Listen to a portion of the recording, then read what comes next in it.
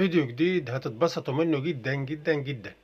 شوفوا ده بينظف الجيم، شال الوزن كانوا بيتمرنوا بيه، شاله عشان ينقله وينظف تحت الوزن ويرجع يرجعه تاني. طبعا التانيين اتبهروا طبعا بهذا الوضع، لان طبعا بيتمرنوا بيه، هو شاله بكل استهتار. طبعا هم مستغربين جدا ازاي هو شاله، هو بينظف الجيم. هنا بينظف ايضا، هيوري لهم ازاي.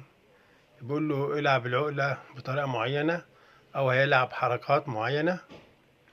هم طبعا بيستغربوا. شوف طبعا ده بطل قوي جدا ومشهور ومعروف.